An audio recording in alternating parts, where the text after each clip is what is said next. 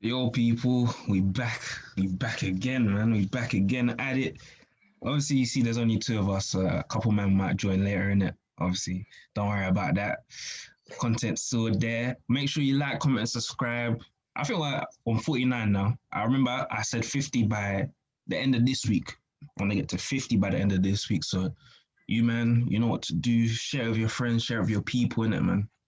Um, Before we start with, I know there's a big game, but let's start with let's give some respect to West Ham.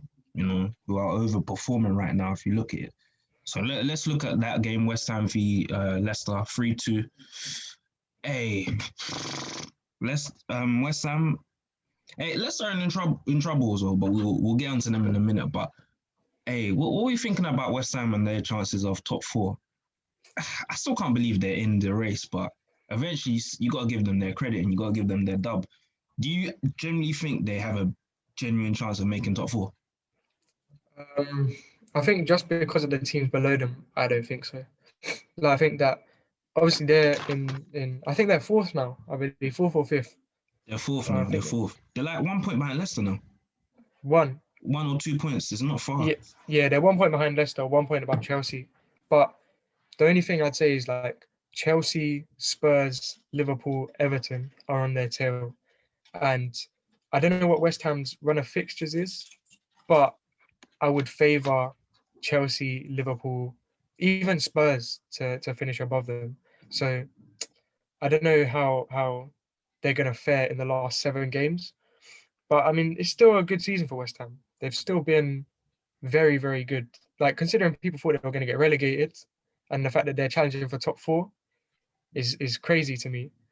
But I think uh, um, for me, I think the top four is going to be the last two places in the top four are going to be Chelsea and Liverpool because I think West Ham just don't have enough to bring them over the line, and I think Leicester inevitably are going to fall off.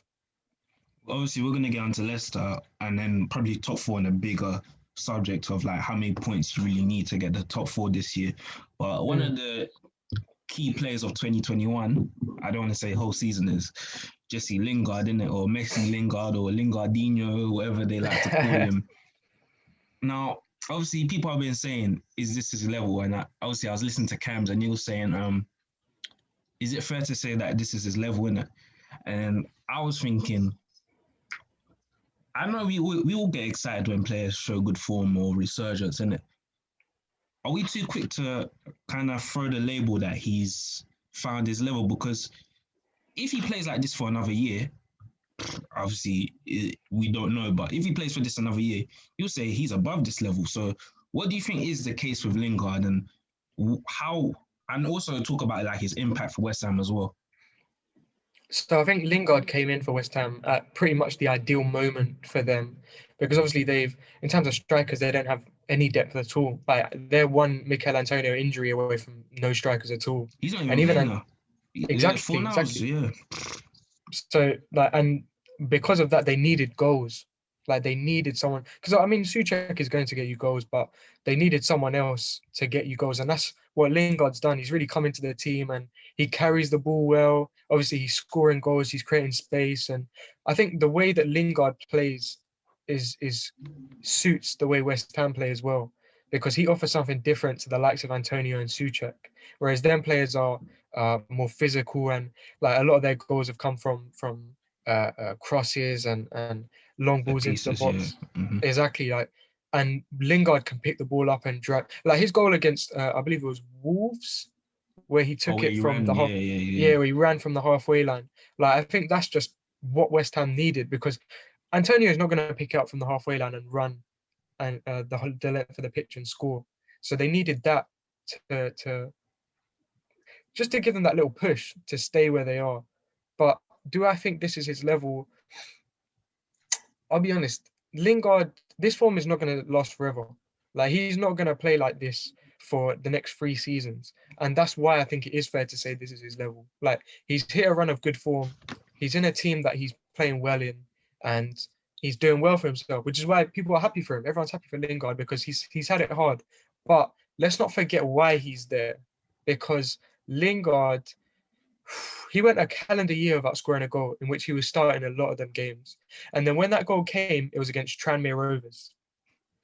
So Lingard, let's not forget that Lingard deserves to be where he is right now. No disrespect to West Ham, but they're not one of the biggest teams in the league, and they're not one of the best squads in the league. And you'd presume that next year they're not going to be where they are now. They're probably going to be maybe in the lower end of the top half, maybe mid-table. But this is perfect for Lingard, in my opinion, because playing for, say what you want about Man United, they may not be what they used to be, but the pressure when it comes to playing for a club like Man United is crazy. Like it's they're them probably more than anyone. I'd say maybe Arsenal, but Man United have the biggest weight of expectations of any club in the league. And if you don't perform for Man United, the spotlight is on you. Like it's players who were considered, like Martial last season was, I was hearing world class shouts. Like I didn't agree with them, but I was hearing world class shouts. One bad season and they're rubbing him out completely. They're saying that he's nowhere near the level needed, that we need a new striker in, he's not good enough. People will be happy to sell him, you know. Exactly, that's my point. Like all it takes is one bad season at Man United and they're ready to chuck you out, because that's the level. That's what they should be at. And that's why I think Lingard, although like I don't think he's ever going to be good enough for Man United. I think he's better than some of their squad players though. Yeah, Like definitely. he's better than Dan James in my opinion. Way We'll better. get onto him. We'll get onto him. But One I thing, think this is, yeah, sorry, go on. carry on, carry on. I think this is good though, because I think Man United can drive up the price of Lingard just based off this form. Because I'd say if he didn't go on loan and he just stayed on Man United's bench for the rest of the year, when they came to sell him, I'd say they'd probably get about 15, maybe 20 million. But now, especially considering West Ham are the ones looking to sell him, they can drive that up to 30, maybe even 40. One thing I want to mention about Lingard, and a key thing people need to factor in is, and what you're saying is perfectly right about Man United being one of the strongest sides and West Ham not being one of the strongest sides. And the key factor is Lingard's getting a lot more space. You're seeing a lot of his goals, he's running in a lot of space. How often do we see Rashford when he runs in, he's got three men in front of him? Because teams sit back against United, but against West Ham, they're a bit more open. No disrespect to West Ham, but they're not a top side, so you can afford that luxury to push forward against them. So, and you're seeing someone like a Lingard who probably is a step ahead of most of the players at West Ham. He's thriving off that space. You know, that's one key thing about buying players from smaller clubs is that I like Adama Traore, but could he do it in the tight, intricate spaces where he's playing a low block very often? You get what I'm saying? But also, I think people have different. It's annoying because people have different expectations for different clubs. So, for example, someone like Adama Traore, he's considered to be a good player. But if he played for a top six side, he'd be considered one of the worst players in the league because his output True. is so bad. I think he has like one goal this season. People would be Yeah. rubbing him out completely. They'd be like, but because he plays for Wolves, they consider him fantastic. And it's the same all over. Like, for example, Emi Martinez is a good example. I like bringing this example up because uh, for me, it's the perfect example. He plays for Aston Villa, and a lot of rival fans like to say, "Oh, Arsenal made the wrong decision for the goalkeeper. They should have kept Martinez. He's done this, he's done that." But Martinez, if you actually watch Villa, he makes a mistake near enough every second week. Like I like him as a keeper. I think he's a good keeper, but the revisionism is a bit crazy, especially when it comes to lower clubs. And like you always see it when someone leaves a bigger club and the rival fans sweep in to try and make it seem like they made a mistake. Like it's the same with Lukaku at Man United. Yo, Like Lukaku is a significantly better player, but people act like he was horrible at Man United. He was still putting up very decent numbers. you know what I just remembered? Do you remember at the start of the season, Ross Barkley's form, when people were saying Chelsea might have made a mistake in loaning him out? One of the Exactly. key things, because I watch Ross Barkley a lot, the guy's footballing IQ is pretty poor. Like literally, Mm, you can tell like mm, he doesn't understand the spatial awareness. You see him, he takes so many touches, but you see at Aston Villa, head down, he's running when he gets the ball. You know why? Because he has so much more space for an Aston Villa compared to Chelsea. So that's one key thing we need to factor in. But with Lingard, he's doing this thing, and you can just only just say, "Yo, he's doing well." But to follow on with that, people are saying Euros. That's not fair. Come on, man. Guys only showed like what? I'll be honest. I don't think. Mm-hmm. I think there's other players ahead of him. Yeah, yeah. Maybe if he played in a position like, I think the thing with Lingard is he plays in a position where we have a lot of strength. So there's a lot of good attacking midfielders in the England squad. Let's say if he was a defensive midfielder or if he was a centre back, 100%, because we don't have that many quality players in their positions, or even a goalkeeper, then 100%. But let's look at it. So we have in the England squad, we have Maddison, we have Mount, we have Grealish, we have Foden. That's 4 players that I think should be going ahead of Lingard. Mm. Like, and I don't think it's a good idea to put 5 players in one position in And your squad, I think people are too. because I think, Yeah. sorry, go on. No. I was gonna say people are too like like they're so overruled with form. Because I've seen some people talk about Greenwood as well being able to go. And I'm like, the guy ain't played this well this season. Like, no.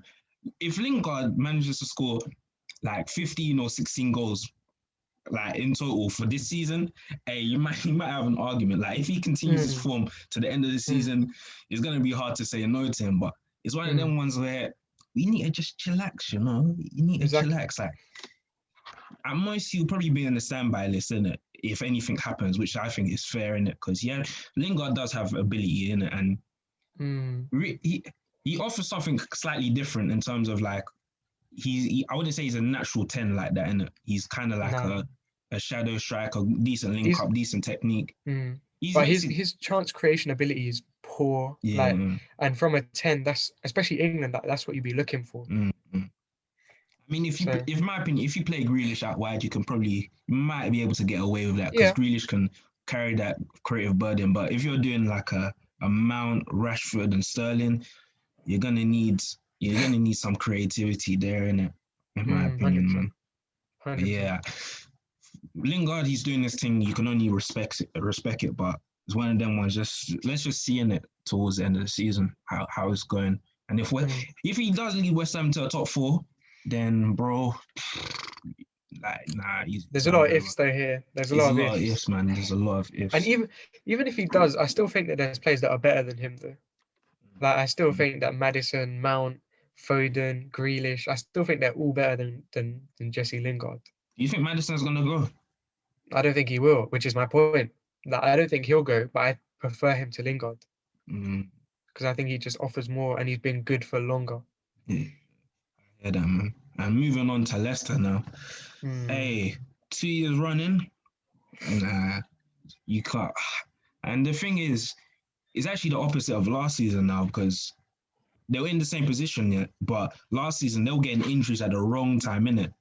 But now this season, they're getting the injuries, not like the players that are injured are coming back. You're seeing Pratt coming back. I think Barnes will be back soon. Maddison's back now. So it's one of them ones where you're getting your players back. You have to finish the job. And this season, it's not the same as last season where it was just Jamie Vardy. You got Kelechi banging in goals. Like, this season, if they don't get top 4, I don't think you can excuse it, really, in my opinion. But again, like you were saying before, it's if, buts, and maybes. If they do, we're not going to question it. But yeah, what's your thoughts on Leicester's top 4 hopes? Leicester, me personally, I don't think they'll get top 4. And I've said that. I said that since Tuchel came in. Since Tuchel came in, I said I don't think Leicester get top 4. And the reason why, I just don't think that Leicester just don't have that finishing product. Like they just can't take that final step. And I hate to say it, but that's a defining factor of Brendan Rodgers' career.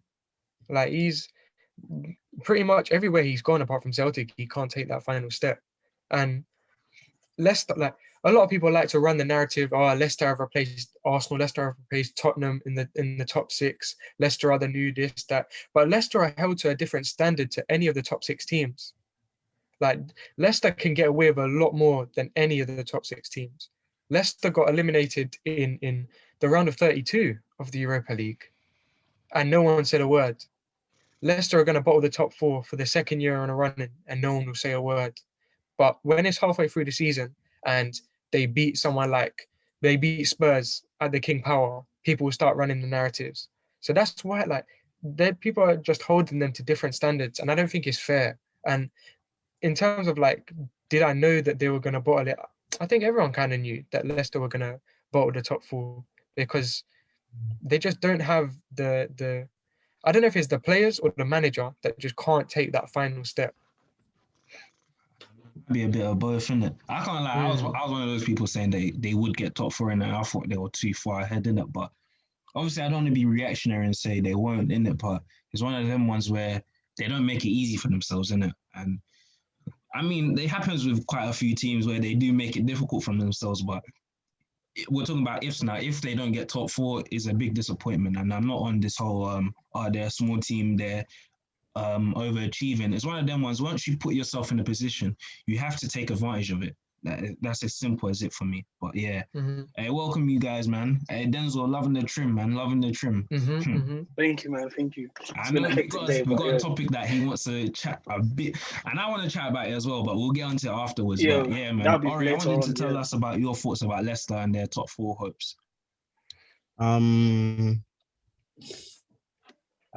many points is it now? I think they're Chelsea are 2 points behind them. Oh, you know what? It's coming to that time again, the end of the season where Leicester Squeaky bum time. Squeaky bum where time. Leicester always just fall. They're overachieving, but I don't really know how to feel about that because in some certain aspects and some certain positions, they have like players who are at least, top 3 or top 5 in terms of that position in the league. So for instance, Jamie Vardy, he's, probably top 3 strikers in the Premier League. Is he still top 3? I mean, he did drop say form. Over 2 years, over the last 2 years, he's a top 5 Premier League striker. Over the last few years, you definitely say he's in there. Indeed, I mean, one of the best central defensive midfielders if not the best in the league.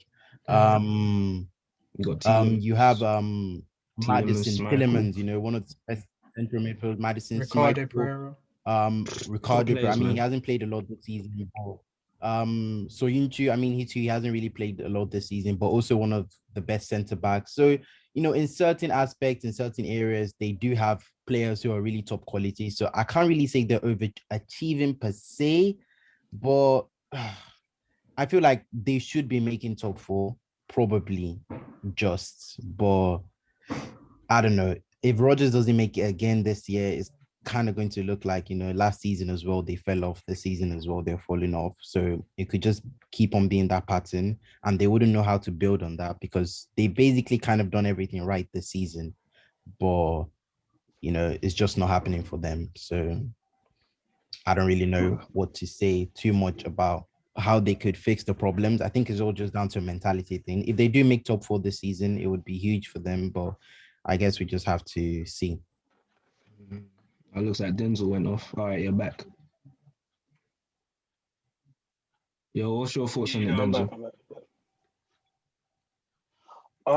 Leicester, I feel like they should be finishing in the top 4, especially with the start that they had to the season. With the squad that they have a better squad than most, I think. Like, if you look at their midfield, solid. The defense, they have a lot of defensive options. They have obviously Soyuncu, Fofana, and Evans. They have 3 centre backs that would get into most teams, I think. So I feel like they should get top 4. That is realistic for them. But obviously, we've seen it in the past. We've seen them capitulate, seen them completely break down, and we might be seeing it again with the loss against West Ham. So anything can happen with Leicester. But I feel like if they don't get top 4 again this season, then it's a massive disappointment. They should be getting to the top 4. For me, it's getting to the point. It's only been 2 seasons. Why am I saying they're getting to the point? But 2 seasons where you're in identical positions, that's actually a failure, in my opinion. It's not even a disappointment. Last season, you can say it's a disappointing, but you could understand it. But 2 seasons in a row, let's see in it, because you don't want to go too far with these things. It's only hypotheticals, but and they still have the cup, to be fair. Exactly. So there's still a lot to be played for right now. There's still 7 games left, so anything can happen. Moving on to the main game of the week, man, like United. That second half performance, I rate it. It was a very good second half of United performance, man. You man actually turn up. But Dan said something interesting about Jose attacks. I thought about it and I was like, yo, there is some points, man. There is some points because a lot of teams do look good against Jose's teams. But still, I'll give you credit to United. They did play very well. Pogba second half took over. He showed why he was a great player. I know, Dan, you said Bruno no show, but I give him credit for. I think it was it Greenwood's assist where Greenwood put it in. I think Bruno did one nice pass. I think I can't remember if it was. He was key in the build up to the goal. But it was mainly Pogba. It was mainly Pogba. I can't lie. Yeah, no, Pogba showed up, man. Pogba showed up, and Shaw's he's showing his creative side as well, man. He's showing. You see that left hand side, yeah, or where you had sometimes you had Bruno coming there, Pogba, Shaw. It's a very very strong side, but yeah. Denzel, what was your thoughts on the performance from United and Tottenham? Yeah, I'll address the performance before we get into all the legalities, shall we call it. So the performance was a brilliant performance. I thought Paul Pogba ran the show. He bossed that midfield. Obviously, we started him on the left, but he does the thing that Grealish kind of does as well, where he's starting on the left, but he drifts in. So he did a lot of that. Completely bossed the game. I think he was the man of the match.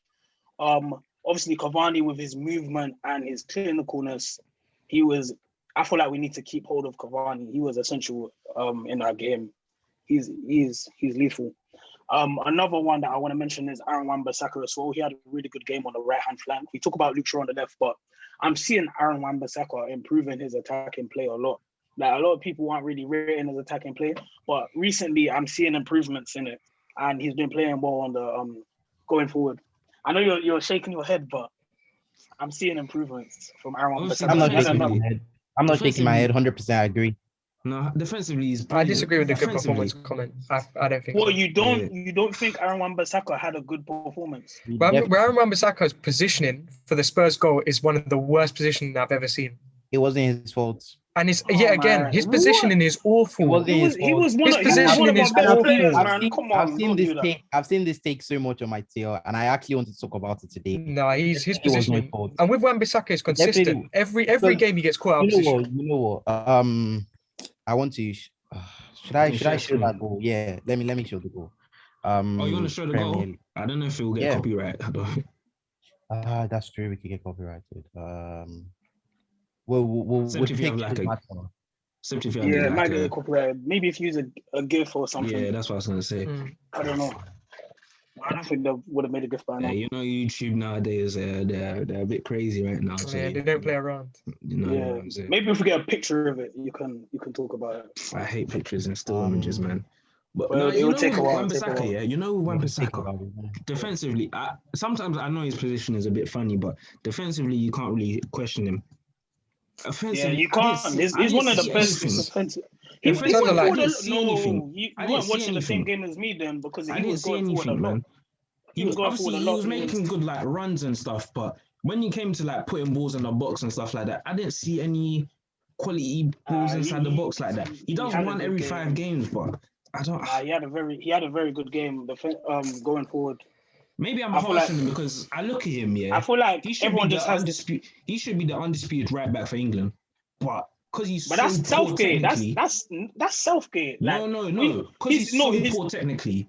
I actually agree with him not playing. He's that good. No, technically, he's that good defensively. He's that good defensively that he should be starting for England. I'm not even starting. Okay, starting's a stretch, but he should be getting into that England team. He should have had a cap by now. He should. That's ridiculous. Him not having a cap is ridiculous. Yeah, because even made that now as a cap at right. Come on, man. You know a player I compare him to? I think he's a better slide tackler, but it's Aspilicueta. They're both very solid defensively.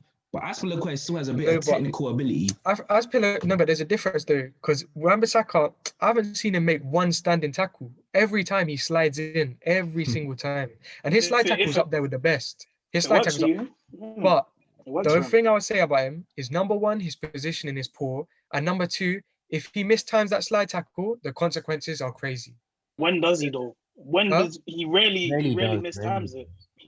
That's his bread and butter in the slide tackle, so he needs to keep on doing what he's doing, in my opinion. But yeah, Denzel, I think, did you finish your point about United performance? Yeah, and I wanna address the just quickly the resilience, because of after the whole incident, it could have been easy to just drop our heads and it could have got ugly from there. But obviously they used it to fuel them. So I want to mention Ole especially. I feel like he used that situation probably in the dressing room. I don't know what he said, but the way the game panned out in the second half, it looked like Ole gave him a good talk. And it seems like he's coming into his role at Man United. So I have to give him his props. He had another really good game. You know who was actually good that we didn't shout out? I was impressed with Henderson. Exactly. Yeah, I liked his Henderson was sweeping. very I good liked as his well. sweeping. And he Yeah, commands the box as well, Yeah, probably better man. than De Gea does. Because Mhm. if you were listening to the Premier League one, because if they showed a match with audio, I mean with crowd noise and without it, and you could hear Henderson a lot commanding the back line. So he's one to look out for as well. Mm. All right, you wanted to talk about Wan-Bissaka, and after that, you can talk about your thoughts on United's and Spurs' Yeah. performance. He definitely has been better going forward this season. I mean, I don't think he even scored a goal last season. He has about 2 goals now this season, and I think more assists as well. So you can definitely tell that he's actually getting end product now. And actually, a lot of times last season, he did put in decent balls that just weren't finished by United attackers and stuff like that. So yeah, his attacking wise is not up there with people like Trent and stuff like that, but he definitely makes up for it in defending, in my opinion, because I've always said, and I've always been a huge fan of Bissaka, because I always think that defending is always the first attribute for a fullback to have. I know with modern football, a lot of people say that you need to know how to attack and stuff like that, but if your attacking is at least half decent and you're a good defender, then I don't really think it should be too much of an issue. Like I've always used the West Ham fullbacks, for example, like Cresswell. I mean, Cresswell is better going forward and stuff like that, but Sufal is obviously a way better defender, and Sufal is also good going forward as well. So it just makes you more of a complete fullback. So I just think Bissaka just needs to improve on going forward, and in a matter, he's still really young. How old is Bissaka? I think like 20. I think in his mid-20s, maybe. About that. Like I'm not 23. sure. I think it's 23. 23 about that. Yeah, so he's still young, so he can obviously have time to improve on that. Then United's performance, really, really good. Greenwood really impressed me when he came on. I know he hasn't really hit his form this season, but he really impressed me when he came on, and he really just showed what he can offer in terms of that, because we know that Greenwood is really good at shooting. I think that's probably his most prolific attribute. And once he just went past Regulion, you just knew that he was going to score from there. So it was really impressive how he came on and made such an impact. Pogba was really good. Kind of hurt that the first goal wasn't given, because that assist was quite good, the one through in Dombele's leg or something like that. Who else stood out for me really? Yeah, Mourinho just never really got his tactics right. I mean, against big teams or even just any teams recently, he hasn't really gotten his tactics right in terms of that, and he's just not really been playing the type of football that Spurs have started playing earlier in the season, which I don't know why, but I guess it's Mourinho. He probably has his explanations for that. Yeah, United just seemed like the far better side in terms of overall quality and all of that. Cavani was really good, and Cavani was someone when they signed him, I saw a lot of United fans complaining, and I was one of the people who actually said that he actually is a decent signing in terms of especially because I never really, rated Martial, and I just felt like Cavani would just be someone they could just gain, to have the goals, and it's just a 1-year contract. So I really did think it was a good signing, and he's obviously showing it now with his performance against Spurs. Now to talk about United as a whole, I really feel like if they had a better transfer window, they would have really been title contenders, and that's really the Glazers. That's really the Glazers' fault, because United are just about 8 points behind. No, 11. I think it's 11 with a game in hand. With a game in hand. If they win that, it's 8.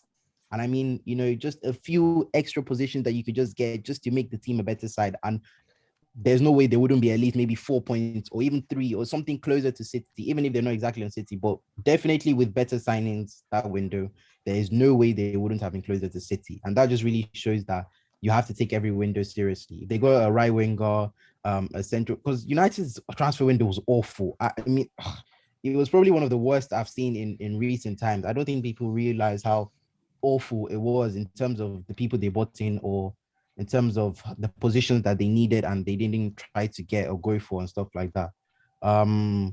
So yeah, this coming window, I mean, they should be looking to have a better window, hopefully, and probably, you know, try and push for the title next season. But I feel like this season was a huge opportunity missed because as good as City look, they've had those, they City didn't start well. They've had games where they lost and stuff like that. So this was really a huge opportunity for United to sneak in and just try and, but yeah, I guess it wasn't to be.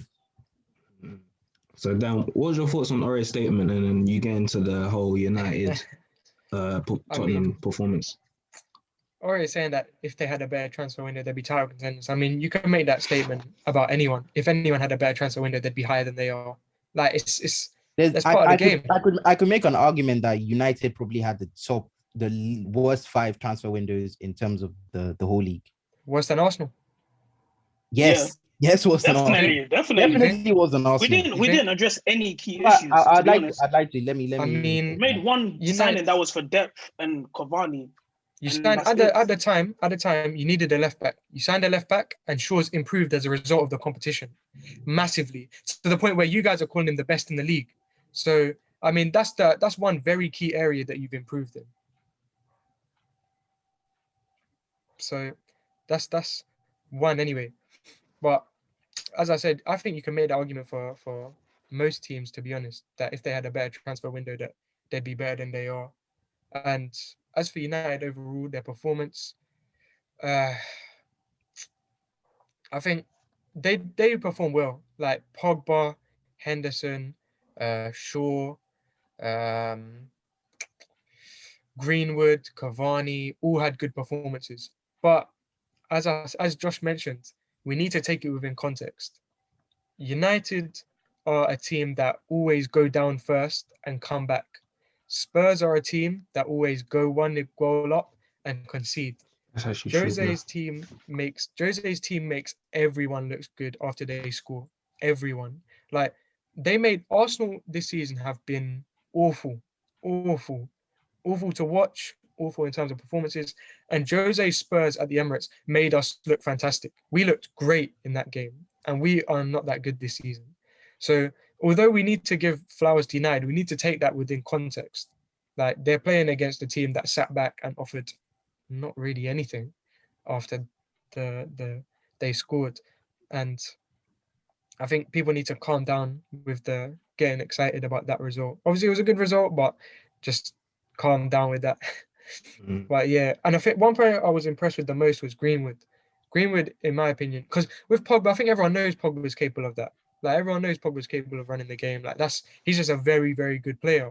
His problem is consistency and maintaining it over 38 games. But Greenwood, to come off the bench and he wasn't playing up front, and he's a striker. For him to come off the bench and ultimately win United the game, I was very impressed with United and with Greenwood, and the way he cooked Reguilon. Yeah, that was impressive to me. 100. Let's get into the big topic, man. Let's go into the big topic. For me, what I want to talk about is the game. Is football getting too soft, man? Because for me, I would have been happy if they didn't disallow that goal, for real, man. I just feel like football's a contact sport, you know, them ones there. Like, we all played ball. There's been times where we've hit someone and we didn't even realize. I'm not on this thing of any little contact. You know what? You know who got me on this year was actually Sarah. Because I wasn't really too deep on the contact thing, but I know Sarah doesn't like when players dive and stuff like that. But the game in particular that really started to irritate me. What game was it, Dan? You know the Lacazette one? Was it against Burnley? Where he screamed and no one barely anybody touched him. That irritated me. But for me, I feel like the game's getting too soft now. Every little touch is a foul. is annoying, and it's a thing of there was a time where players used to make the most of contact. Now it feels like players are engineering the contact and then getting away with it. Obviously, I know we want to talk about when it's your club you don't mind, and when it's not you pick up a fuss. I hear that, but I feel like there has to be a bit more consistency in realizing what's going on. But Denzel, I know you wanted to talk about this a lot. What was your thoughts? Did you think it was a goal, or and just in general? We discussed this a lot in the group chat, and I had to argue my case. I don't think people were hearing me, but I'll try and explain. It was definitely a goal. I don't understand why I was disallowed. The fact that I was disallowed is actually ridiculous. It was absolutely ridiculous. I'm gonna start because I made notes. Right, man came prepared. I have to make notes because the game was 2 days ago. I didn't want to forget anything. Mm-hmm. So, okay. Firstly, when you're playing football, fending off a defender is natural. That's a natural thing to do when you're playing football. If there's a man on you, naturally you hold your hand out to try and fend them off the ball. Secondly, the officials, their reasoning for not giving the goal was they said that his body wasn't in a natural position. Now, he was running, and obviously Human Song is a lot smaller than him. So him holding his hand out to feel Human Song and him hitting Human Song in the face. If Human Song was the same height as him, he wouldn't be hitting him in the face. He would be hitting him on the shoulder or something like that. And if that was the scenario, they wouldn't have given the foul. So if you're taller than your opponent, obviously when you're fending them off like that, it's gonna look worse. He wasn't even looking at Son. So how can they say that it's a foul? Like it's not like he did it intentionally. He's not looking at Human Son. Thirdly, I want to go into Human Son. Human Son completely oversells it, completely overreacts. He's rolling on the floor like a baby for 3 minutes after getting a little bit of contact. It's absolutely ridiculous. Like McTominay barely touched him. Can I stop you there? This is ironic. This is where you need to separate. This is ironic because every player does this. So the idea. Yeah, but it doesn't excuse it. It doesn't excuse it. I'm just bringing it up. I'm bringing it up, though. Obviously, we're guilty of it ourselves at Man United as well. I'm not gonna, like you guys pointed out, you're saying I'm being hypocritical, but I can acknowledge that. I can acknowledge my team does it as well. Like maybe Bruno will oversell a foul. He does it all the time. Yeah, I'm not. I'm aware of that our club does that too, but when other players do it, obviously I'm gonna point it out because I'm biased. I'm saying straight. Obviously, if it's against your club, you're gonna point it out. If it's for your club. But do you think right now it's part of the game though? Because let's be honest, if Son doesn't sell that, the goal gets given. Exactly, and that's my issue. The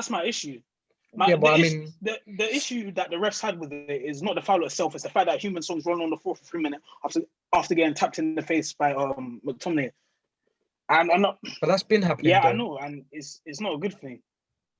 But obviously, I'll be enraged by it because it cost my team a good goal. Like the goal that we scored was a good goal, but it got disallowed just because of Human Songs rolling on the floor for 3 minutes. And another thing that I want to point out, maybe this is probably a weak point, but I'm just going to mention it anyway. The goal happened 10 seconds after the incident, and there were 3 passes after the incident happened. So if it's a foul, why don't you just call the foul straight away? Like, I know they had to use VAR and all that, but you've seen the hit, you've seen Human Song roll on the floor. And then you've waited till after the goals, after Pogba's done all the work, all the lovely work that Cavani's done with the finishing, and then you've waited to call it back and say that it's a foul. So that's my issue. But to be fair, the same people who made that point would argue that the ref should have let Jude Bellingham score against Man City earlier in the week. They would have said, "Oh, let it play and see what happens." So I mean, refs in that case, they can't really. It's not really fair for them. Yeah, but the thing is, it wasn't imminent that we were going to score from when McTominay hit him in the face. With the Bellingham incident, it was imminent that he was going to score. Like, we knew he was going to score. With this McTominay hitting Son in the face, we didn't know that we were going to score from that opportunity. So it's not like the ref let it play on because it was a goal-scoring opportunity. The goal happened like 10 seconds after the incident. So there are a lot of things that I have issues with when it comes to that whole McTominay incident. Yeah. Ari, what's your thoughts on it? Yeah, I think it was a foul. I get what you mean by the game is getting too soft, but I just feel like it has to be to some certain extent because there's no way you could draw the line. So if someone hits someone harder on the face, if someone hits someone less on the face, you don't have a scale of measurement to know what kind of hit is which, whether he was he got hit with 20% energy, or stuff like that. It's just very like, so you just basically have to create a skill where it's like, if you get hit on the face, it's a foul, regardless of whether it's a punch, regardless of whether it's someone just dabs your face slightly with their hand trying to brush you off. Either way, you'd have to look at both of them as a foul. So in my opinion, it was a foul, although I do think the game should have been stopped immediately, like rather than let it play on and make it more controversial.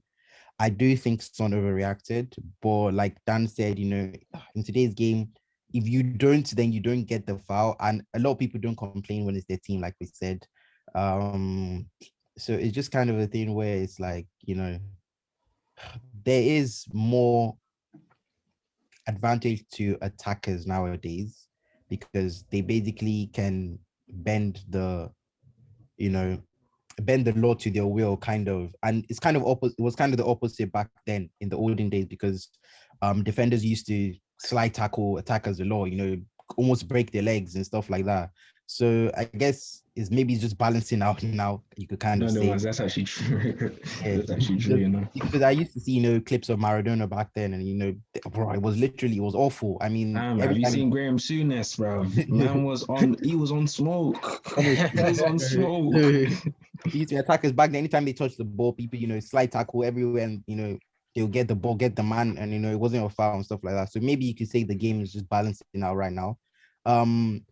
Obviously, I feel like in future I would like to see it get a bit more, lighter, like not in terms of like more balance, so no more benefit to attackers, maybe just a bit more, benefit of the doubt to defenders like that. And I do hear what Denzel is saying about how it could not have been a foul because of McTominay's intention. He didn't really mean to hit him, which I do get that, but intention, you can never really tell with intention. That's the thing. Just like the silver tackle against the silver block against West Brom, where he got the red card. Oh, yeah. I mean, he got the man, but he wasn't really trying to get the man. He was trying to block the ball. But still, intention, it's really hard for referees to determine intention because they're not reading your mind. They just see what is on the field and they just have to interpret it that way.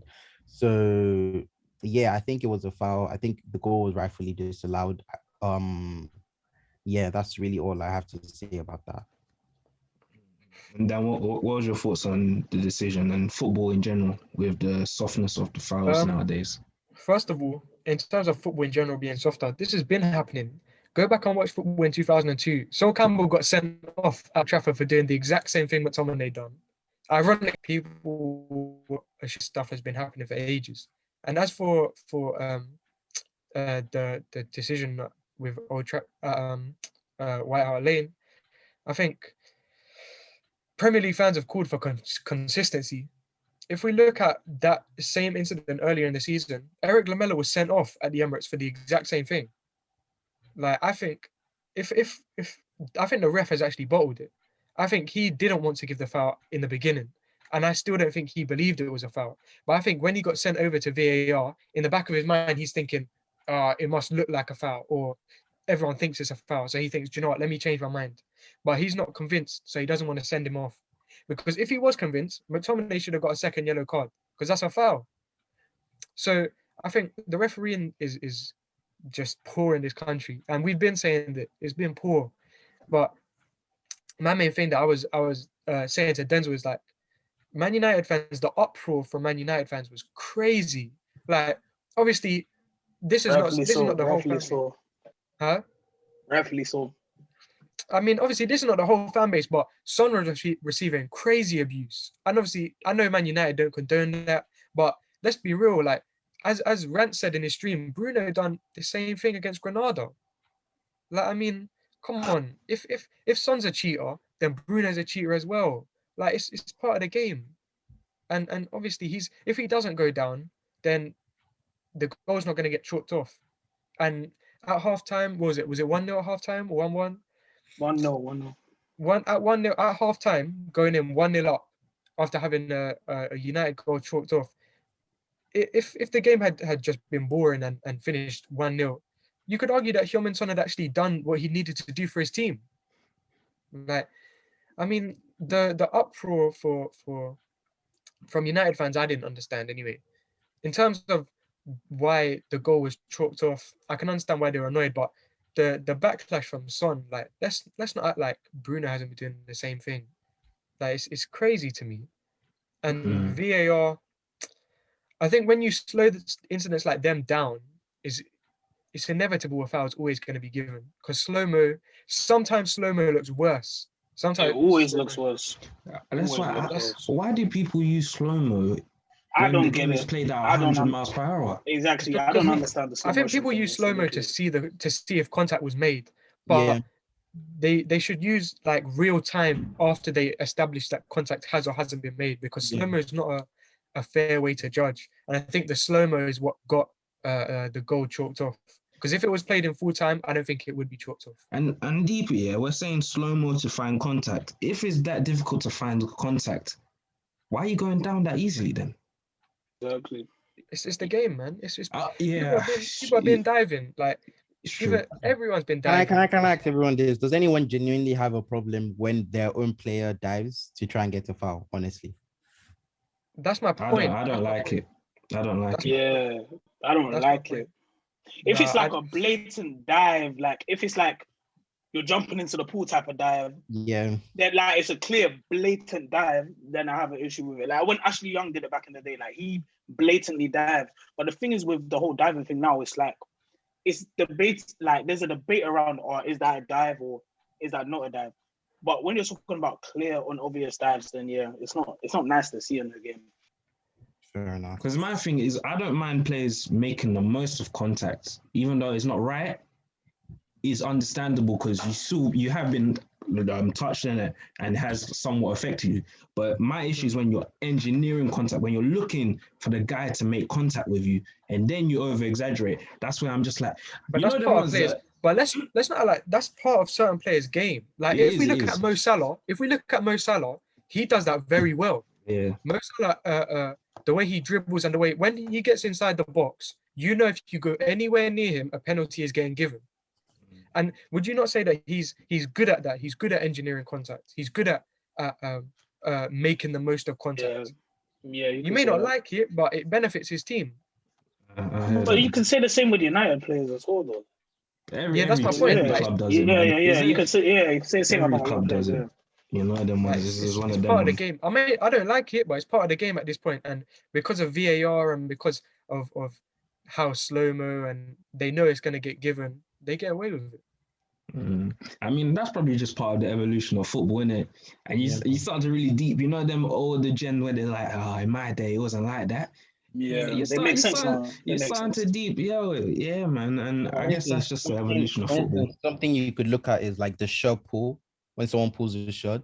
So, I mean, if someone even just tugs on your shirt a bit, I mean, it's a foul because at the end of the day, you shouldn't be tugging on someone's shirt to try and stop them. But I mean, when people see a small shirt pull, they'll be like, oh, that's too soft. They want to see someone actually dragging the person with their neck before they say, oh, okay, then it's a foul. So it's just kind of a thing where it's like, sometimes it's just like you can't really, like the scaling thing, you can't really measure, what's like, the balance for it. So sometimes you just have to give any type of shirt pull, is a foul. So it just has to be like that. I can't accept that, man. I can't. Yeah, I'm not accepting it either. I mean, I'm not accepting it either.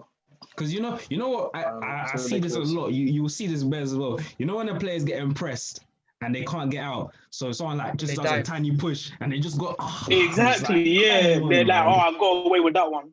They know what they're doing. You know it's deep nowadays when the other player don't even care no more because they know it's a foul as well. So I mean that's just where football's at, like how you guys are saying, innit? Like I think as Ore said, it's like it works both ways because defenders used to rough up strikers. Like even I was reading Dennis Bergkamp's book back in the day because he had a reputation of being a diver, and he said that he would oversell contact because he said that defenders would rough up strikers and they'd get away with roughing up strikers and there'd be nothing done. So he saw it as a bit of a payback. And I hear that argument because like both ways it's not fair. Like if you're roughing up the attacker. Obviously, when we're looking at it in totality, you're gonna do as much as you can to win, innit? So let's not try and act like everybody's gotta be clean and pure and all this. But it's just a bit about like come on, man. Like, come on. You know them ones there. But I can't lie. I'm low key kind of happy it happened though because it made a game to remember. yeah, it's true. It made it more Obviously, I'm not happy memorable. with the decision, but it made the game memorable. Yeah, So, yeah. I heard that, man. Before we get on to the UCL preview, let's talk about the European leagues. So Inter almost winning their first league title in like 10 years now. You know, big up Conte, big up Lukaku. They got some good players, and we were saying on the GC, like, what do they need in order to become like a European force where they can compete? Because you look at their team, they got a lot of very, very good players in it. Would you say they're far from competing in Europe? Like, anybody can answer on it. I don't think they're far off. I don't know what happened this season. That was just a nightmare. Entertaining Not Conte even happened. that was a nightmare. They didn't even get into Europa. That's Yeah, bad. it was just quite a mess, you know. In terms of their group as well, I think Real Madrid were also very poor, so it was really an opportunity for them to maybe even win the group and to now talk about not even making Europa at all. You know, that's quite embarrassing. I don't really know what they need to do. I think I spoke briefly on maybe the formation, you know, back three in the Champions League. I'm not too a fan of that too much, but still, it's the group stages. You know, whatever formation you should be using, a team like Inter should be getting through to the round of 16. So, I guess people just be keeping an eye on them next season to see how they do in the Champions League. 100. If they don't get out of the group, hey, hey, Conte in Europe is very suspect. Very, very suspect. Well, when I think about Inter, I think, like, would they really be too worried if they continuously win the league but not do anything in Europe? I mean, yeah. I think they. I don't know. I mean, I feel like I feel like they take it for a while. At least if Conte is on his wins another league title next season, or maybe even the third season in a row, I feel like they would at least, you know, manage it for some time until they eventually start to feel, oh, we need to do something more in Europe and stuff like that. So yeah. La Liga. Obviously Atletico are in big trouble. They're bottom it looks like 13-point lead, and now it's only 1 point. It's shocking. That's abysmal. But the big game of the week was really the Clásico, and that was very entertaining, man. Zidane's showing why people gotta respect him, man. He's a top 5 manager in the world. I don't think you can really question that, in my opinion. The midfield three continue to do what they do, man. Like, they might be one of the UCL favorites, like the favorites. You never know, man, because they might get into the final, and they do have that experience, man. They do have the experience of winning, and people can't underestimate that mentality of being winners. You get what I'm saying? Because we see with Leicester, see with Tottenham, you know them ones there. But what was our thoughts on the El Clasico, Ori? Yeah, very good game. Kind of a tactical masterclass from Zidane, because he just kind of knew Barcelona were going to have all of the ball, and they just sat back, you know, deep, did what needed to be done, broke on the counter, and the counter just absolutely destroyed Barcelona because they didn't know how to defend it or how to expect it. Valverde, he was one of the people who really impressed me. His work on that, he was essentially like a right hand side midfielder, because when they were on the counter as well, the way he broke out, and I guess Barcelona didn't know exactly what to do. Maybe they thought he'd be more central. So tactics wise, they just seemed, you know, absolutely distraught in terms of how to defend the counter and stuff like that. Barcelona had a lot of chances, you know, a lot. They couldn't take them. Messi, he didn't really impress me too much. He had a few good, you know, moments of play and stuff like that. I still feel like he should have been doing more in a game like that in terms of the context as well. Moriba looked really good when he came on. You know, he really impressed me. And I think Josh is a huge fan of him. He's, you know, someone who's really quality, who I think would be a key member in Barcelona in terms of their future. Yeah, that game really just kind of convinced me that I think Real Madrid are going to win the title. I do think that they probably have what it takes to just see over the line. And also, if you think about the fact they didn't have a lot of players like Ramos, Varane, now Vasquez is out with an injury. He was impressive towards the start of the game. So to think that they can still be Barcelona the way they did, it is very impressive. In terms of Champions League, I know it's unpopular, but I actually do kind of think Liverpool are still going to go through. I mean, they're obviously my initial prediction.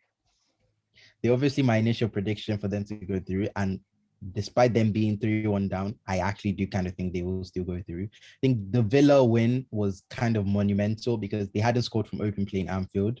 And just the fact that they just kind of broke that loop, I just kind of see, because I just don't know if they do just suddenly play well, you really can see Liverpool beating any side. That's why I always think, and it just has to be one of those days where they just all have to play well.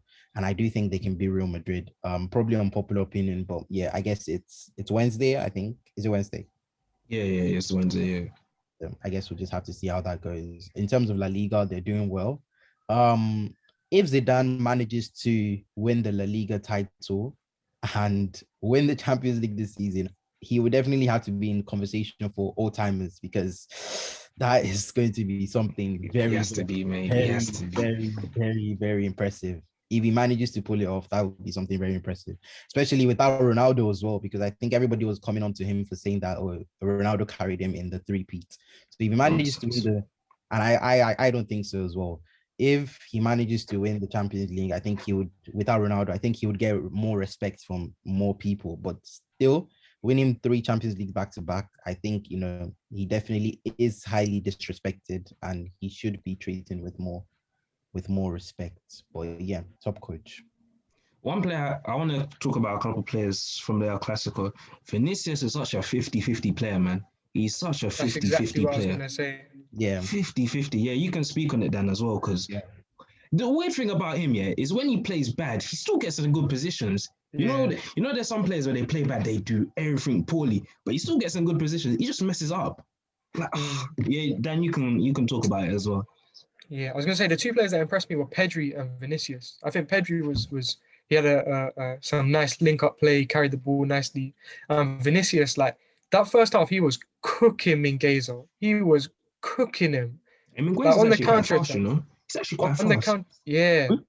Mingueza, he's actually quite fast, Mingueza. Oh, yeah, he is. And I don't even think Mingueza had a poor game. I just think that Vinicius was just, that first half especially, I think he was really good. But then other moments, he'd look so poor and so like jagged.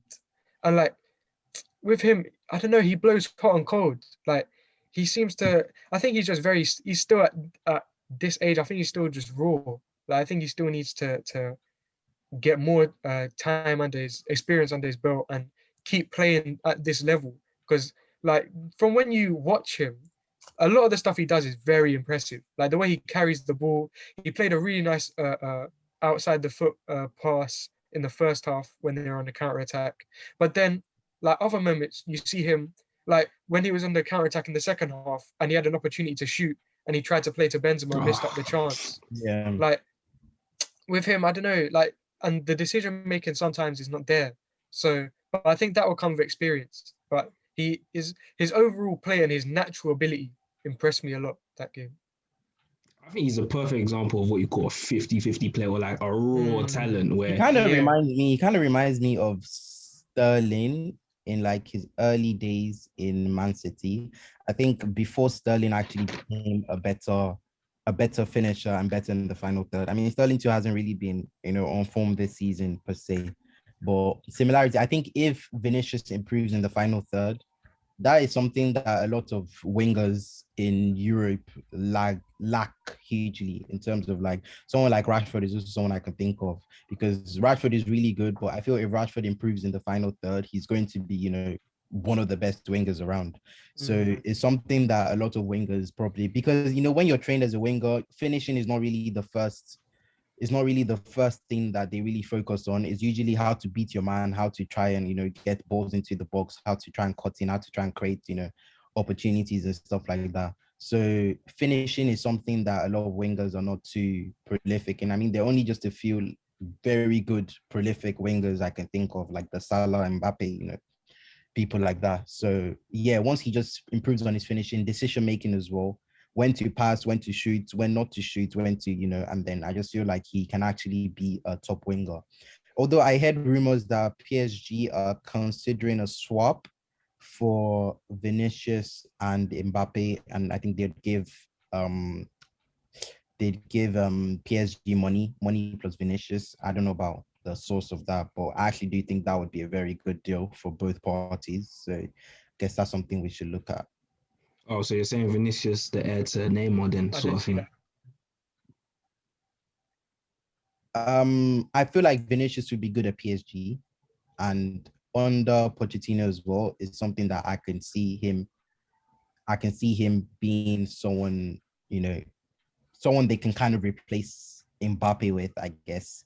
I know people don't really think they would be the same quality wise, but I feel like Vinicius would hit it off in League One and he would do bits in Champions League for all, and he would obviously improve as a player. So I think Vinicius plus money would be a good deal for Mbappe in terms of PSG.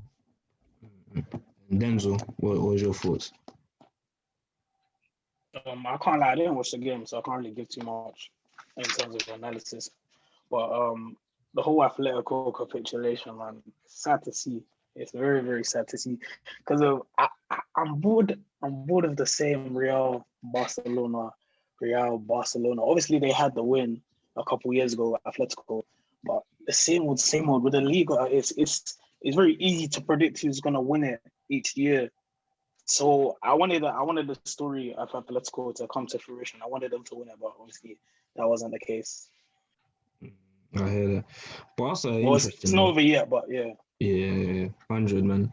No, but Barca in an interesting position because obviously, what's it called? Messi's, he's not coming towards the end yet, but he's not fully firing, and they're not as good as they once were.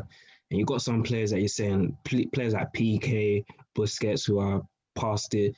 I mean, Albert, he can still do a job, but I would look to get someone in. I know they got some guy in their academy called Balde who they're looking at as the long term, but left back is someone that I'm looking at. But the talent pool that Barca have right now is probably the best in Europe. Like the amount of talent they have in the squad is crazy. So I don't know if they're gonna do like how they because I was listening to a stream and they kind of said it like this. You know how there was Rijkaard, Dino, and then Pep came and then they started again, sort of thing. It might be what's his name?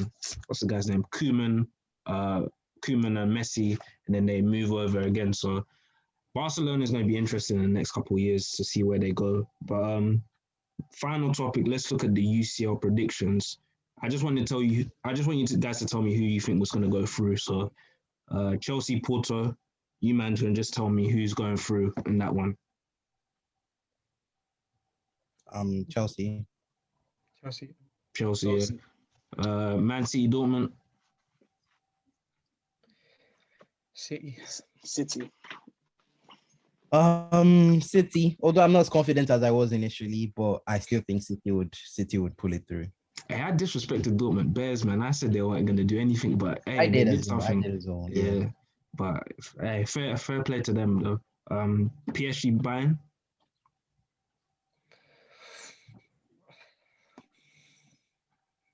PSG. PSG. I mean, I've always said PSG. I want to be controversial and say Bayern, even though I know PSG will probably go through. I feel like without Lewandowski, they can't do it. In fact, I'm going to say PSG. Without Lewandowski, Yeah, they can't PSG. do it. I think so. Yeah. PSG. 3 away goals a lot as well. Bayern have bare injuries as well, man. They got bears. But if my boy Musiala plays, hey, it might be a different story. But nah, I think that PSG should, but it's going to be hard because Bayern are a machine, but them injuries, man. And then finally, obviously, Ori, you said Liverpool, but what about the rest of you? Yeah. Liverpool, Madrid. I think Real Madrid as well. Yeah, I think Real Madrid just have too much. Yeah, I think Madrid will. It's very possible that Liverpool can win though, because they only need to score 2 goals, isn't it? Because they got the away goal. Hey, they only need to win 2-0 though. But it's with the defense that Liverpool have. I don't see them not conceding. That's So, true. Yeah. One thing we have to factor: Madrid don't capitulate though. They're good under pressure. I don't see them again, and there's no fans as well. They didn't capitulate to Ajax a couple last years ago. season, exactly. No, I'm talking about Not when they have last the season, was lead. it 2 seasons ago? No, when they have the lead, they Oh, don't okay. capitulate. Fair point. Yeah. Yeah. Because Barcelona had the Roma, and then I mean, then it was Liverpool, but and they Yeah. got battered by Juventus as well the year before that. So and they got beaten by PSG 4-0. I know they came back, but still, what's it called? Barcelona had history of being destroyed by bigger teams before the Liverpool. So Real Madrid, that experience, I think, will see them through, in my opinion. I think that's it, really. I think that's it. Well, lads, and stars of the week. I think my star is going to be Saint Maximin. But yeah, who's yours? My wallet of the week is Jose Mourinho. No, in fact, partially because of the performance, mainly because of performance, and the comments afterwards, a little beef between him and Ole. He is rattled. Jose Mourinho was completely rattled. He was just waffling in that press conference. So I think his time is coming. It's not looking pretty for him at Tottenham. If he doesn't win that game against Man City, Carabao Cup final, a lot of questions are going to be asked. Mine is Son. Son's my wallet of the week. Oh, because of the thing. Yeah, you can't excuse rolling around on the floor for 3 minutes. Come on, man. That was too excessive. Nah, I can't lie. There's been worse. We've seen worse people do it. The Rivaldo one, still, the Ferreira will be the worst one. No, but he was on the floor for ages. Son was on the floor for like 3 minutes. Exactly. And another one, Mine is the ref. Mine is Ralph.